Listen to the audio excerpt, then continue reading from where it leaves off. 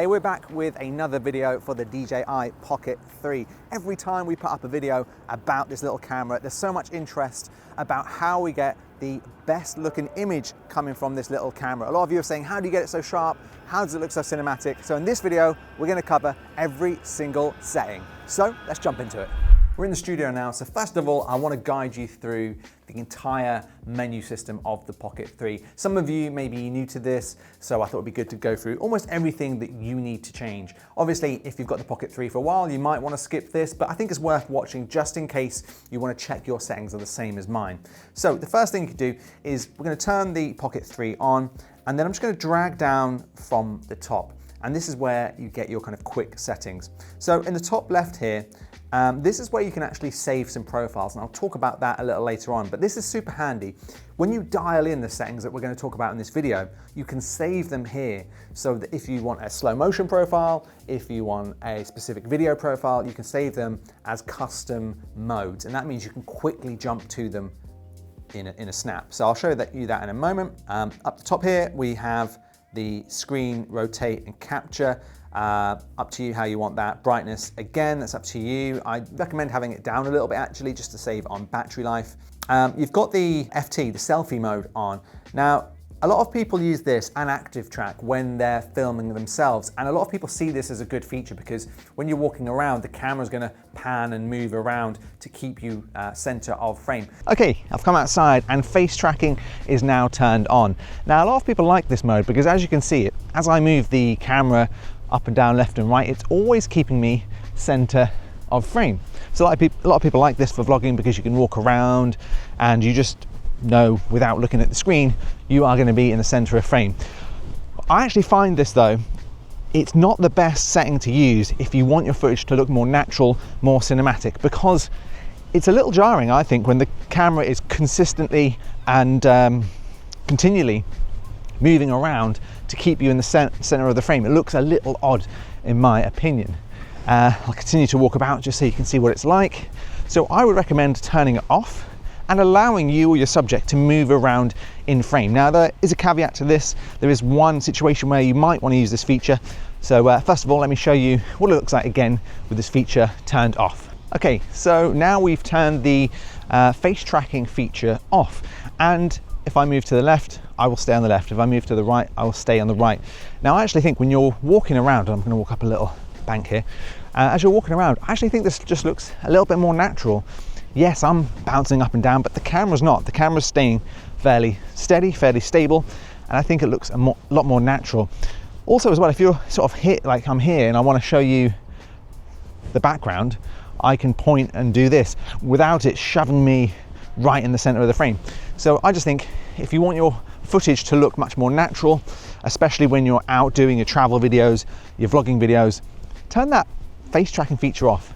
Just allow you or your subject to move around in frame. Now, if you disagree with this, let me know. But there is one situation where I think this is a really, really good feature. So let me show you. Okay, so this is with active track or face track turned off.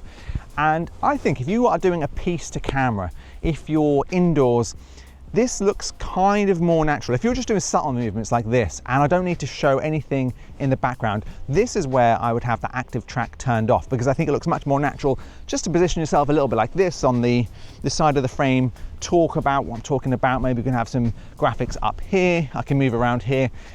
And I think it just looks a little more natural, as I keep saying.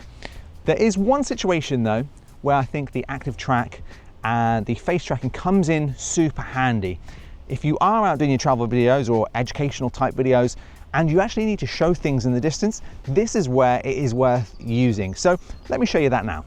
Okay, so we've got the active track enabled. Now, where this is quite good is when I don't have an extra camera person with me and I maybe want to show you something over here. I'm walking over here and I want to show you the pub there in the corner. I don't know if you can see that. Or if I want to come over this side and show you the end of the beach over here. Again, if I walk closer to the camera, it's going to pan up and down and kind of keep me in frame. So this feature is handy, I think, if you're doing any kind of educational videos, or maybe you don't have a camera person with you and you actually want to show things that you can't fit in the single frame like now. It works quite well. It's quite a good distance on the gimbal as well. We can see it's working really, really well. And so this is the one time I would use the active track feature. Whether you want to track an actual subject or yourself, this is the best way to use it. But for those vlogging situations, for those just simple talking headshots, I would turn it off. Again, let me know what you think, because everyone is slightly different. Let me know what you think in the comment section below. So next we're going to jump into the main settings menu, and I'll just jump through a couple of the things that I think you want to check. So all of this looks pretty good. Slider control set to zoom, selfie flip, make sure that's off, otherwise everything will be reversed. This is a good one. Press and hold shutter record button to cancel recording. So I have this on. Sometimes if you're recording and you've messed the clip up, or you know you want to film it again, you can just tap and hold the record button and it will delete that clip. Really good. Built-in mic audio backup. I have that on. It's always good to have more options to back up your audio. So if one microphone fails, you've got another way to get your audio. So have that on. Next up, I think we're going to go down. This is a big one. So video compression. I'm not sure, in some parts of the world, out of the box, the compatibility might be set to H.264. Now, H.264 for sure is easier to edit if you have an old computer, but please have it, if you can, try it out on efficiency HEVC, because this means you can film in D-Log-M 10-bit, which basically means you're going to get better looking footage. Okay, we'll go into it in more detail in another video, but try and record in HEVC. So we're going to come out there, let's go back down, let's have a look. Reference lines, I have grid on. This is so you can stick to the rule of thirds. Basically means you're going to get a nice grid that makes just framing nice and easy. Let's go back. Screen off when recording. This is a setting you can have, maybe if you're filming yourself and again you want to save battery, or if you're not actually looking at the screen, you can set this to turn off. The camera will continue to record, but it'll just turn the screen off. Stops the camera overheating. Everything else I think is pretty good, to be honest. I wouldn't change anything else there. Next up, we have the portrait and auto rotation on. You can do that if you want. I set mine just to landscape because I'm usually just filming landscape YouTube videos. But next up, let's talk about these rotational speeds. And I think let's get back outside and talk about that. Okay, so the next setting to change is the rotational speed. And this is something that I think a lot of people don't even think about changing or don't even look at because they maybe don't know quite what it means. But essentially, it's the speed at which your camera is going to rotate. And this is one of the settings that if you're just glancing at it on the screen, you don't think changing it really makes a difference, but it really does. Let me show you. So out of the box, it comes default or fast, which is a little bit quick. It can make your footage, especially if you're panning, look very, very jerky. So I recommend making it as slow as possible. We'll change that in the settings and I'll show you a little before and after. And let me know what you think. So this is with fast. If I'm panning over here and I'm panning left and right, I'm not actually whipping too quickly. Of course, you might want to leave it this fast if you are doing like car movements, things like that. But you can see it's quite quick. It looks almost like someone filming with their phone. The next shot, I'm just going to change this setting. Let's just change that, and I'm going to take down to slow. And now if we do the same thing, and we rotate, let's record again, and I rotate left and right, you can see it's very subtle, but it eases in and eases out a little bit more as well. So if you are doing panning shots, especially when you want to do a nice slow tilt, I'm actually moving a little bit fast with my hand, but let's just say I slow this right down and I want to reveal these buildings over here. You can get some nice, smooth, slow panning motion from the Pocket 3. Okay, so next up, let's talk about the gimbal modes. I know a lot of people are confused about this. You've got follow mode, tilt lock, and a few others. I'm really just going to talk about the two main ones that I use. And the first one is the follow mode. This is the one that I would have on maybe 90% of the time. This is the one that you use if you're vlogging, if you're walking around town, if you're filming landscapes. It works really, really well.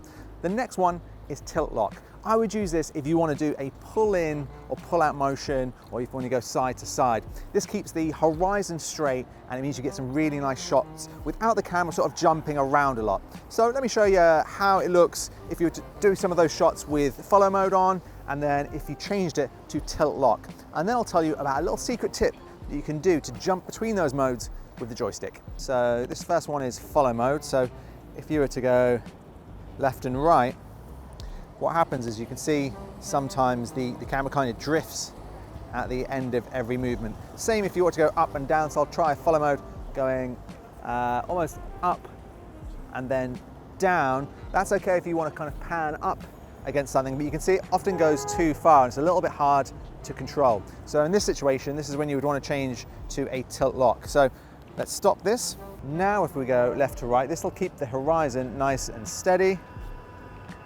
And then if we do the tilt up and down, we've got a tram coming through. But let's just say we want to tilt down as this tram comes through. You can see the horizon stays level. The camera's not drifting up and down as we pull the camera up and down. So for any push and pull, up and down movements, this is the one to use. This is the tilt lock. Now, a little hack people don't know about. If you're in follow mode, it can be a little bit tricky if you're filming to kind of go through these little menus and change that follow mode, especially if it's just like one shot that you want to do. Maybe you just want to do a pan of a building. Well, the little trick is you can push the little joystick button in, that will put it into a lock mode, allowing you to quickly get the shot that you need, let go, and then you're back in follow mode. Let me show you. So for example, if we were in follow mode now and we go up and down, you can see that the camera as I move is just tilting up and down. So let's just say we've framed the shot. I'm going to hold this joystick button down, and now as I move up and down, the horizon is locked, allowing us to get some nice tilt and pans. Let go, and obviously it goes back like this. Okay, the next thing to talk about is resolution. What resolution should you have? There's a lot of talk on the internet about just filming in 1080p. A lot of people say it's good enough and it's better if you have a slower computer, which is kind of true. I recommend filming in 4K for all of your videos. Almost any computer made in the last 5 years can handle 4K pretty well, and it just gives you more flexibility. I'll show you 2 shots in a minute of 1080p versus 4K, and excuse the tram coming past, there is an absolutely massive, massive difference in picture quality. But secondly, even if you want to export a 1080p clip, if you film in 4K, you can actually crop into your footage 4 times before you're going to lose any quality in your footage. So even if you want to do a 1080p exported video, film in 4K, bring that video in, and you can crop in and out. Let me show you now. I'm going to zoom into this building here, or sorry, not zoom in. I'm going to film this building here 1080p. We'll film it in 4K, and then we'll crop in, and you'll see the difference in quality. Okay, so this first shot is 1080p at 25 frames a second. Probably looks good on the camera screen, and 1080p is pretty good even with this little camera. But now let's change to 4K. 4K should look nice and crispy, a lot of detail, and you can crop in. So I'm going to put those shots side by side, but there is another pro as well a lot of people don't know about. But if you're watching YouTube on a 4K TV, YouTube actually prefers 4K videos, of course, because it's going to look better on people's TVs. So if you can, try and film and export in 4K, because it could get your videos to more viewers. Little hack there, but definitely try it out. Next up, we have the frame rates. Now, if you're filming in the UK like I am, you want to choose either 25 frames a second or 50 frames a second. And the reason for that is our lighting and power system is different to the US. So if you've been watching a lot of US creators, they'll say film in 24 or 30 or 60 frames a second, which is true if you're in the US. But if you're in a PAL region like we are, different light sources, LEDs are usually okay, but different light sources, especially like fluorescent bulbs in shops, when you film, and you may have noticed this already if you've done this, they'll start to strobe and flicker. And that's because we're capturing 24 frames a second in the case you're doing here, and the bulb is refreshing at 50. So every second, that bulb is switching on and off, and you're capturing the moment that bulb is off. It's a bit confusing to explain, but just trust me, if you're in the UK, don't film in 24, don't film in 30, and don't film in 60, film in 25 or 50. If you're in an NTSC region, yes, film in 24, 30, and 60, and you'll be golden. Now at the top here, you can also film in 16:9 or 1:1 ratio. Now 16:9 is that kind of widescreen look that is great for YouTube, it's great for TVs, it's great for if you're trying to do a movie, that kind of thing. 1:1 is a square ratio. So this is quite good if you want to film for social media, because you'll be filming in a square box, and that means you can kind of crop in nicely. You can actually crop in and film a widescreen shot from that 1:1, or you can film a portrait from that 1:1 as well. So unless you know you specifically want to film a widescreen YouTube video, or you want to film in portrait and you obviously want to turn the gimbal up the other way or film in portrait mode, 1:1 is a good way if you're filming stuff that you may want on loads of channels. You may want it as a widescreen, you may want it as a social media clip, you may want it as a square video for TikTok, for Instagram. This is a great way of doing that. I don't tend to use it this much, but if I knew we were just doing something for social media, I would switch to 1:1. Now, if we just go back to the frame rate for a second, you may be wondering, what is the difference between 25 and 50 frames, or say 30 frames and 60 frames? So if you are new to cameras, this is a great way to either get smoother footage or slow motion footage. So essentially, if I break it down in basic terms, you are getting more frames in every single second that you film. So if you film in 50 frames a second and you create a 25 frames a second timeline, you can slow that footage by half in your editing software and get nice slow motion footage. Same if you're filming in 60 and you're in an NTSC region, you do a 30 frames a second timeline, you can slow that footage down by half and it won't look choppy. It will look really super nice. We can show you some shots here we've filmed in St. Ives at 50 frames a second. We'll just play them at 25 and then we'll slow them down to 50, and you can just see how much more cinematic, how nice this looks. And this is how you get that slow motion effect. I know a lot of newbies, they'll film in the standard 25 or 24 frames a second, and then they'll try and slow it down in Premiere and Final Cut. And they're like, why is this looking so juddery? Well, it's because there's not enough frames in that video footage. You need to film double the frame rate and then slow it down. If you want to see a tutorial on that and how to get silky smooth slow motion, comment below and maybe we'll film that video next. Now, the Pocket 3 does also have a slow-mo mode where you can film up to 100 frames a second, and the quality coming from the Pocket 3 is actually very, very good. Now, you don't get audio at the moment with that 100 frames a second, but that means you can slow the footage down by up to 4 times. So let's just say you're filming like waves crashing up against the side of a beach, or you're filming a butterfly or some nature, and you really want to get this nice slow motion footage. Go onto that slow-mo mode. Again, if you're in the UK, 100 frames a second. If you're in the US, choose 120 frames a second. And then you can bring that footage into Final Cut or Premiere or your editing software of choice, and you can slow it down by 4 times now, and you're gonna get silky smooth footage. So again, I'll put up a shot now of something filmed at 25 frames a second, slowed down 4 times, and then we'll film something at 120 frames a second and slow it down 4 times, and you will just see the difference between a choppy looking bit of footage and a nice silky smooth slow motion piece of footage. So what do you think?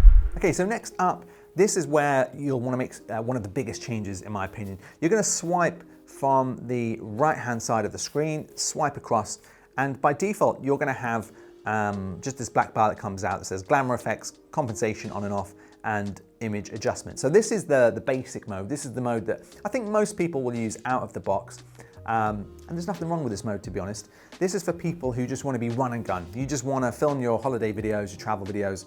You don't want to do really any color grading, and you just want ease of use. You want to film and get that content on YouTube after a little edit. Well, there are a couple of things you can do to improve this footage even more. So the first thing you want to do is just make sure glamour effects are off. Make sure breathing compensation is on. Now, breathing compensation is essentially the effect that happens when you maybe say filming your face and then you move and focus on something else, or there's something in shot that's being focused on back and forward. Instead of it having like a little weird hunt that happens, the breathing compensation slows that down so you get a nice, smooth kind of focus pull, and it looks much more like a person is doing it rather than a focus hunting system. So have that turned on. It does crop in very slightly, about 5%. And the next one, this is the big one.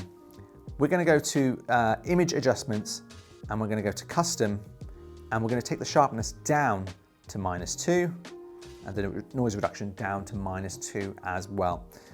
Doing this, trust me, just makes your footage look much smoother, cleaner, clearer. Even though we're turning that sharpness down, it looks much nicer. Sometimes with the sharpness set at 0 or higher, it looks way too phone-like, and it looks unprofessional. So even if you don't want to go into this pro mode yet, at the top here, do these adjustments, let me know, film something with and without it on, and you'll be surprised by how good your footage now looks. Okay, so in this shot, we are filming with the sharpness ramped up and the noise reduction. Now it's obviously bright, we're outside, it's not going to look too bad, but we'll try to crop into some of these shots. This is with the sharpness up. It looks okay, but it may look a little phone-like. Now, let's take the sharpness right down and see if you can spot the difference. There we go. So we've now taken the sharpness down, taken the noise reduction down, and in my opinion, this just gets it looking closer to a real mirrorless camera, which usually out of the box, they don't look too sharp. The image is sharp, but it's not over sharpened, and that's the main thing. Over sharpness can really make your footage look very, very amateur. So we'll do side-by-sides on these shots, and ultimately you can choose for yourself what you think is better. You may like the over sharpened look, but for me, I prefer the softer look. Okay, next up is for you pros. If you want the most out of your Pocket 3, we're going to swipe across, we're going to tap that pro mode, and this is where we unlock the pro features of the Pocket 3, which really takes it to the next level. This gives you some features that you find on mirrorless cameras. So we've enabled pro mode. You'll see it unlocks a load of extra little boxes here. The first one is exposure. Now, we are going to set it to auto at the moment. And if you don't have an ND filter, and we'll talk about that in a bit, the first thing I'd recommend you do is change the shutter speed or the EV compensation here on the left to minus 0.7. I find for me, sometimes the Pocket 3 overexposes a little bit. So turning this down means your camera's going to slightly underexpose and the footage will look a little bit nicer. Have a play around though. You might find that minus 0.7 is too much for you. You could always go to minus 0.3, but definitely at 1 or higher, your image starts looking a little bright. So I would change that first of all. And then secondly, on the right here for the ISO, change this to 50 to 1600, or maybe even lower, 50 to 800. ISO is basically a digital brightening effect of your camera. And so when you have an ISO that's too high, anything over maybe 1600, it's going to introduce a lot of noise into your shot. So if you're filming inside a bar or something at night and it's a bit dark, you'll notice the footage will look really grainy, really noisy, and it won't look good. Your camera's trying to brighten up the image and the sensor's not really big enough for that. So I kind of keep mine down from 50 to 1600 for the best looking footage. Next, you can change this to manual mode. You probably will need an ND filter for this. This is the Ulanzi ND filter. And this allows you to get your shutter speed following the shutter rules that we've talked about in other videos. So if you're filming at 25 frames a second, you want your shutter speed to be twice that of your frame rate. So 1/50 in my example. Make sure you get the right ND filter. And then again, you can keep the ISO at 50 to 1600. Again, if you're filming at, let's say 50 frames a second, you're gonna want to change this to 1/100. And again, let us know in the comments section below if this is like alien to you and you don't know what I'm talking about. Let me know, comment below, and we'll either send you to a video where we're talking about that, or we can record a new one for you and show you the difference. But that's the setting you want to change there. But at the moment, I'm just gonna leave mine on auto here, press confirm. Next up, we have the glamour effects. Now, unless you're really conscious about your skin, maybe I would always turn this off. This kind of adds a softening effect to your skin, but it can look a little unnatural. You can also add lipstick and other things, so you can do that within the app. Most of the time, I think 99% of people should leave that off. Next here, we have color. Now, this is the big one. By default, it's set to normal. Now, normal looks good. The problem is it's not capturing the most information and you can't really color grade it. So if you want your footage to look absolutely fantastic and you want to add things like LUTs, the editor's keys LUTs that you may have seen in other videos, make sure you tap this, make sure it's not on HLG, choose D-Log M 10-bit. This means your Pocket 3 is capturing the most color information possible. It also means you can grade it more, if the sky's too bright, you can pull it down. If the shadows are too dark, you can bring them up. You can add nice colors, you can really play around with your footage. Even if you don't want to do that, if that scares you a little bit, if that talk of color grading scares you, film in D-Log M anyway, and check out this video up here or in the link in the description below.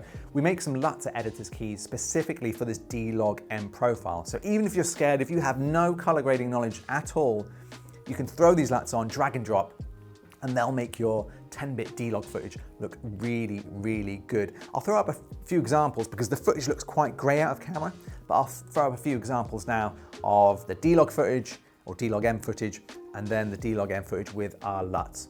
Again, if you want to see a video of the color grading, we're going to do that next probably. I think we're going to do a full video on how to color grade the D-Log M footage in Final Cut and Premiere, and then also how to use these LUTs. But essentially the LUTs are drag and drop. Drag them on, your footage is going to look this good. But you want to change that setting. That is how you get really, really good footage coming out of the Pocket 3. Next up, let's talk about focus modes, and we'll jump back outside to talk about that. Okay, next up, let's talk about focus modes. I know a lot of people don't play around with this at all, but it is super handy, especially for a couple of shots that you might want to put into your videos. Now, to be honest, I leave it on continuous almost most of the time. It's good enough for vlogging, walking around, that kind of thing. But there is a couple of examples where you would want to use a single focus. And essentially what single focus means is you're going to tap on the screen, the camera's going to focus, and then you can move the camera around without it going back out of focus. So let me show you that with the G-Mex behind me right here. So when you want to do one of these reveal shots, I want to reveal the G-Mex here. And I would obviously be a little bit closer normally. But as we pull to the side, you can see that the camera is focusing first of all on this tree branch here, and then as we pull, it's kind of pulling focus to the G-Mex. Now the autofocus is very good on this, so it does it quite quickly, but often what can happen is you can get a bit of focus hunting where it's not sure what you want to focus on, the gimbal's in the wrong position, that kind of thing. So this is where you want to use that single focus. So we focus on the background, we hide the camera behind this tree, we pull it out, and then you don't get any focus pulling at all. Let me show you. So I'm just going to change this to single, confirm. Now what I'm going to do is tap on the G-Mex there. I've tapped once, which means I can press record, I can pull out from behind the tree there, go back, and it's not even going to focus back on the tree. So this means you can also get much closer. So if I get to the starting position, we want it to end there. I'm doing a single focus on the clock up there. I'm going to hit record. I can come right up to this tree now, pull out, and we're in focus. The camera is changing its exposure a little bit because it's so bright here today, but you get the idea. It looks so much better than using continuous focus for these kind of shots. Now there's one more focus mode, there's single, continuous, and there's also a product showcase mode. Now you may be thinking, what is product showcase? This is very good if you're sitting like I am and you're doing YouTube content or business content and you need to show products off on video. If you have it on a continuous focus mode, the camera is always going to prioritize your face. So if I try and show you this microphone, even on this camera, because we have it set to focus on me, this is probably going to be slightly out of focus or a little blurry. It's always going to focus on me. What Product Showcase allows you to do is hold something up in front of the camera, and the camera is understanding that you want to show off a product, and it's going to focus on this product.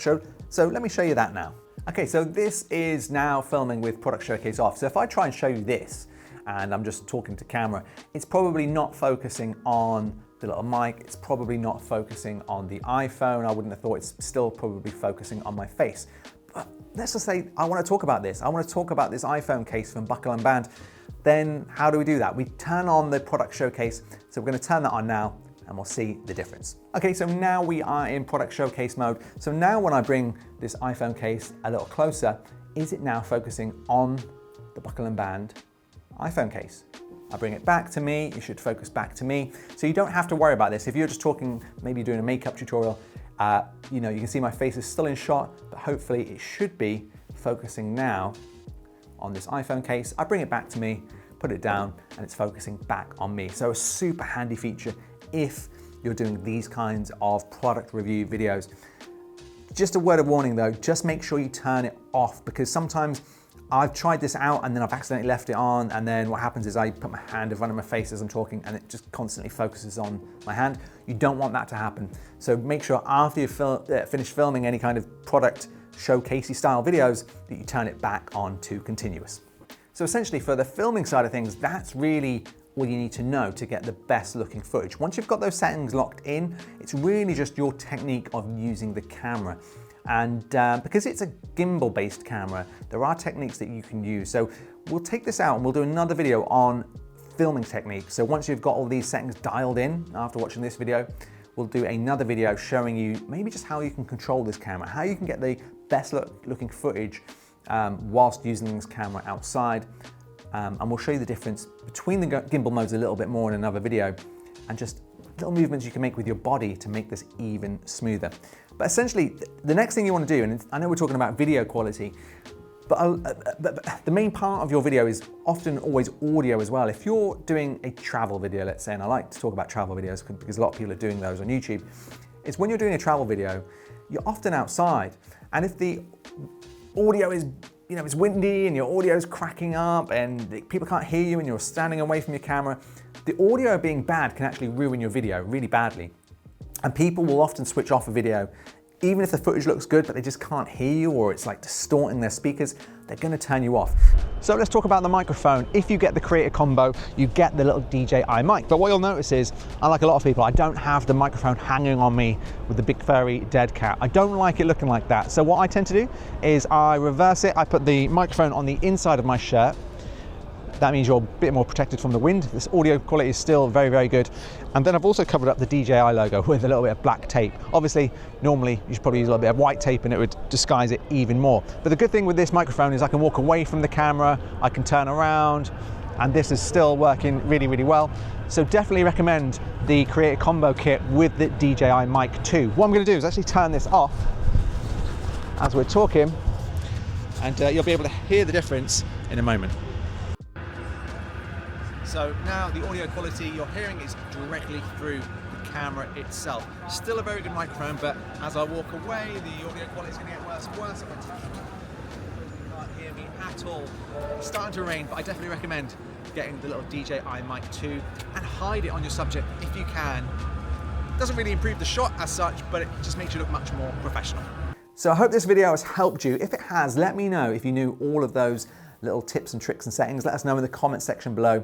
And if you want to see more Pocket 3 videos and you want to see how we edit the footage coming from the DJI Pocket 3, let me know in the comment section below. That video will be coming very soon, and I'll see you in the next video.